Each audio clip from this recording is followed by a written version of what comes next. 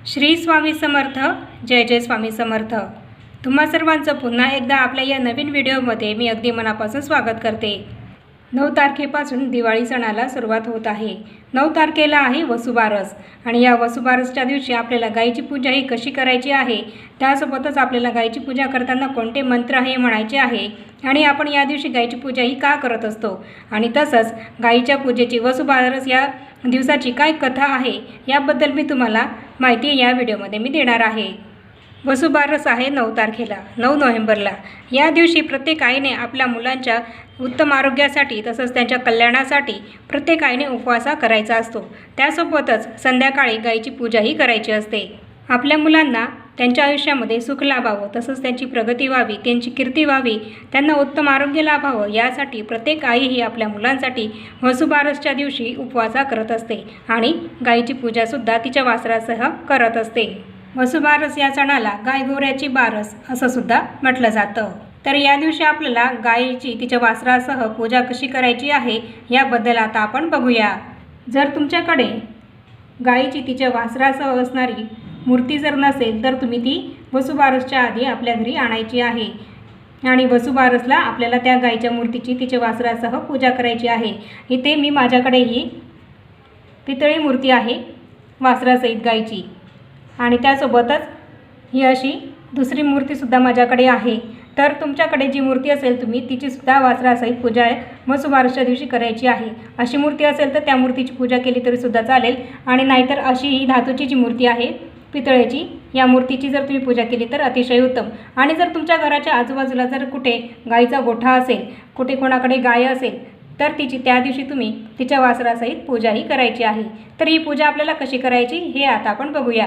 आपला भारत देश हा कृषीप्रधान देश आहे आणि या देशामध्ये गायींना अत्यंत महत्त्व हे आपण देत असतो. वसुबारस हा सण आपण गायींबद्दल कृतज्ञता व्यक्त करण्यासाठी साजरा हा करत असतो. त्याचप्रमाणे गायींच्या पोटामध्ये 33 कोटी देव हे असतात. दिवाळी हा सण सुरू होण्याचा सर्वात महत्त्वाचा आणि पहिला दिवस म्हणजेच वसुबारस होय. या दिवसालाच गोवत्स द्वादशी असं सुद्धा म्हटलं जातं. वसु या शब्दाचे खूप असे अर्थ सांगितले जातात. वसु म्हणजे सूर्य, वसु म्हणजे कुबेर, वसु म्हणजे धन आणि सर्वात महत्त्वाचा आध्यात्मिक अर्थ म्हणजेच सर्वांमध्ये वास करणारा असा आहे वसुबारस म्हणजेच द्वादशीचा दिवस. या दिवशी या सणाला ज्यांच्याकडे खरे गाई गुरे वासरे आहेत ते त्यांच्या घरी सकाळी लवकर उठून रांगोळीही काढली जाते. तसंच सर्व देवतांचे पूजन आणि तुळशीचे पूजनही केले जाते आणि त्यानंतर संध्याकाळी गायीची तिच्या वासरासहही पूजा केली जाते. या दिवशी दूध आणि दुधापासून बनलेले पदार्थ हे खाल्ले जात नाहीत आणि प्रत्येक आई ही आपल्या मुलांच्या कल्याणासाठी या दिवशी उपवास करत असते. हिंदू परंपरेनुसार या दिवशी गहू आणि मूग हे सुद्धा खाल्ले जात नाहीत.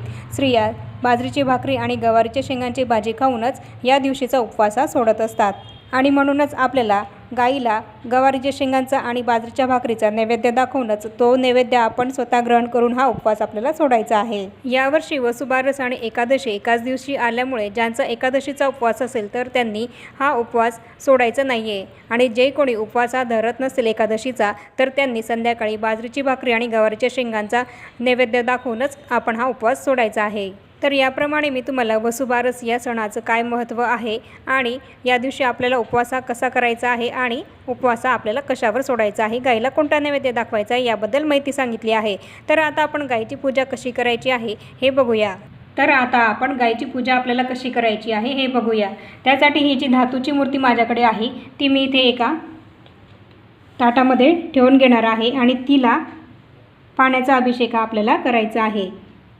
स्वच्छ पाण्याने ही मूर्ती आपल्याला धुवून घ्यायची आहे. ही मूर्ती आपल्याला आपण जेव्हा हिच्या अंगावर पाणी टाकू तेव्हा आपल्याला गोमातायै नमः, गोमातायै नमः असं म्हणायचं आहे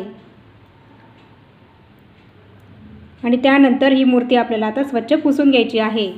आता इथे मी ही मूर्ती जी आहे ती स्वच्छ पुसून घेतली आहे आणि आता या मूर्तीच्या खाली आपल्याला आधी थोडे तांदूळ हे टाकायचे आहेत.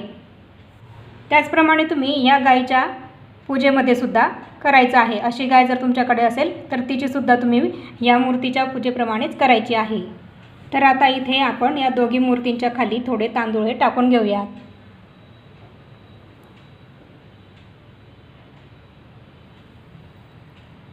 तुम्ही यापैकी कुठल्याही एका मूर्तीची पूजा केली तरीसुद्धा चालेल आणि जर तुमच्या घराजवळ जर गाय असेल तर तुम्ही तिथे जाऊनसुद्धा ह्याचप्रमाणे गायीच्या पायांवर पाणी टाकायचं आहे. सर्वात आधी गाईच्या आणि वासराच्या दोन्हींच्या चारी पायांवर आपल्याला पाणी टाकायचं आहे. आणि जेव्हा आपण गाईच्या पायांवर पाणी टाकत असू तेव्हा आपल्याला एक मंत्र म्हणायचा आहे. तो मंत्र असा आहे, शिरोधारणव संभूते सुरासुर नमस्कृते सर्व देवमये मातर गृहाणाम अर्घ्य नमोस्तुते. असा हा मंत्र आहे. तो मंत्र आपल्याला म्हणायचा आहे. हा मंत्र मी तुम्हाला डिस्क्रिप्शनमध्ये लिहूनच देईल. हा मंत्र आपल्याला जेव्हा आपण गाईच्या पायांवर पाणी टाकू तेव्हा म्हणायचा आहे. आणि त्यानंतर आता आपल्याला गाईची पूजाही करायची आहे. ही गाईची पूजा करताना सर्वात आधी आपल्याला गोमातेला चंदन लावायचं आहे आणि म्हणायचं आहे, ओम गोमाताय नमः विलेपनार्थे चंदनम समर्पयामी. त्याचप्रमाणे आपल्याला वासराला सुद्धा चंदन हे लावायचं आहे. आणि त्यानंतर त्याचप्रमाणे या मूर्तीची सुद्धा मी तशीच पूजा करणार आहे. आणि यानंतर आता आपल्याला गोमातेला अक्षताही अर्पण करायच्या आहेत आणि म्हणायचं आहे, ओम गोमाताये नमः अलंकारार्थे अक्षताम समर्पयामी. गाय आणि वासरू दोघांची आपल्याला अशी पूजा करायची आहे. त्यानंतर आता आपल्याला गोमातेला कुंकू हा लावायचा आहे आणि म्हणायचं आहे, ओम गोमाताये नमः हरिद्राम कुंकुम सौभाग्यद्रव्यम समर्पयामी. असं आपल्याला हळद कुंकू लावताना म्हणायचं आहे. नुसती गाईची नाही तर आपल्याला वासराची सुद्धा पूजा इथे करायची आहे. तर याप्रमाणे आपल्याला गोमातेला हळद कुंकू अक्षताही लावून घ्यायची आहे. आणि त्यानंतर एक फूलसुद्धा आपल्याला गोमातेला अर्पण करायचं आहे. फूल अर्पण करताना म्हणायचं आहे, ओम गोमातायै नमः पुष्पम समर्पयामी. याप्रमाणे आपल्याला गाईच्या मूर्तीला हे फूल अर्पण करायचं आहे. तुम्ही बघू शकता इथे याप्रमाणे मी गाईच्या मूर्तीची पूजाही करून घेतली आहे. ही जी धातूची मूर्ती आहे माझी ती मी देवघरामध्ये ठेवून तिची अगदी रोज पूजाही करत असते. याप्रमाणे ही पूजा तुम्हाला वसुबारसच्या दिवशी संध्याकाळी गाई आणि वासराची करायची आहे. ही अशी पूजा केल्यानंतर आपल्याला गोमातेला आणि वासराला धूपदीप हा ओवाळायचा आहे आणि म्हणायचं आहे, ओम गोमातायै नमः धूपमाग्रपयामी दीपम दर्शयामी. त्याचप्रमाणे आपल्याला धूपसुद्धा हा ओवाळायचा आहे. धूपदीप ओवाळून झाल्यानंतर आता आपल्याला गोमातेला नैवेद्य हा दाखवायचा आहे. आता इथे मी गोमातेला गुळ खोबऱ्याचा हा नैवेद्य दाखवणार आहे. पण वसुबारसच्या दिवशी मुख्यत्वे करून गोमातेला भाजी आणि भाकरीचा नैवेद्य हा दाखवला जात असतो. तोच नैवेद्य तुम्हाला सुद्धा वसुबारसच्या दिवशी गोमातेला दाखवायचा आहे. तर इथे आता माझा नैवेद्यसुद्धा गोमातेला दाखवून झाला आहे. आणि आता ही अशी सगळी पूजा केल्यानंतर आणि नैवेद्य दाखवल्यानंतर आपल्याला एक प्रार्थना मंत्र आहे तो सुद्धा म्हणायचा आहे. तर तो प्रार्थना मंत्र असा आहे, सर्व देवमये देवी सर्व देवेर अलंकृते मात मम अभिलाषित सफलम कुरु नंदिनी. हा मंत्र मी तुम्हाला डिस्क्रिप्शनमध्ये लिहून देईल. तिथे जाऊन तुम्ही तो बघून म्हणू शकतात. आणि जर तुम्ही खऱ्याखुऱ्या गाईची पूजा करत असाल तर ही अशी पूजा केल्यानंतर आणि हा प्रार्थना मंत्र म्हटल्यानंतर तुम्हाला गाईला 11 प्रदक्षिणा या घालायच्या आहेत. तर याप्रमाणे अशी सगळी पूजा आपल्याला वसुबारसच्या दिवशी गाय आणि गोऱ्याची म्हणजेच गाय आणि वासराचीही करायची आहे. अगदी खऱ्याखुऱ्या गायची जर पूजा तुम्हाला करता आली तर अतिशय उत्तम. आणि जर नाही जमलं, तुमच्या घराच्या आजूबाजूला जर गाय आणि वासरू नसेल तर तुम्ही याप्रमाणे आपल्या देवघरात गाय आणि वासराची ही मूर्ती आणून त्याचीसुद्धा पूजाही करायची आहे. ही अशी पूजा अगदी साधी सोपी आणि सरळ अशी मांडणी या पूजेची आहे.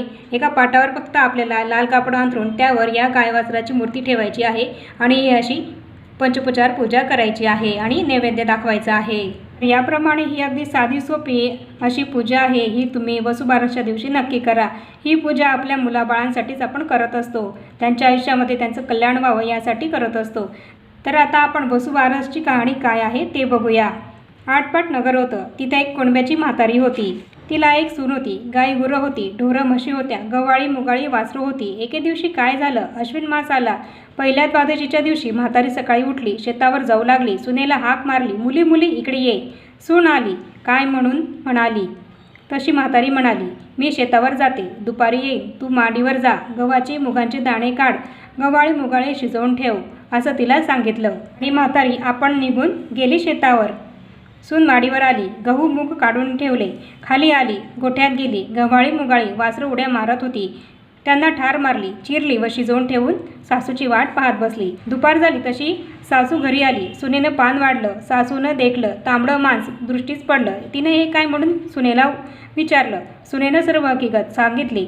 सासू घाबरली. न समजता चुकी घडली म्हणून तशीच उठली. देवापाशी जाऊन बसली. प्रार्थना केली. देवा, हा सुनेच्या हातून अपराध घडला. तिला याची क्षमा कर.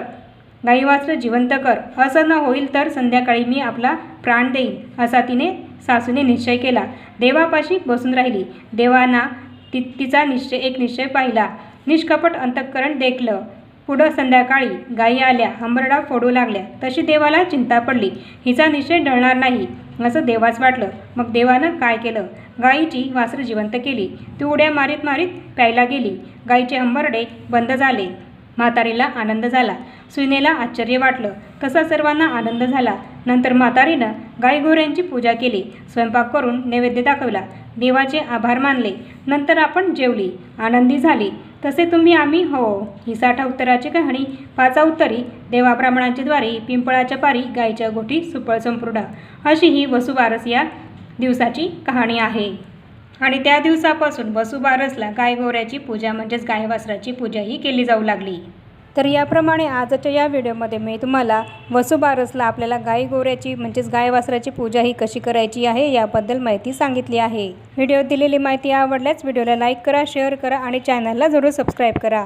आणि भेटूया पुन्हा अशाच नवीन एका माहितीपूर्ण आणि महत्त्वपूर्ण व्हिडिओसोबत. तोपर्यंत सर्वांना श्री स्वामी समर्थ.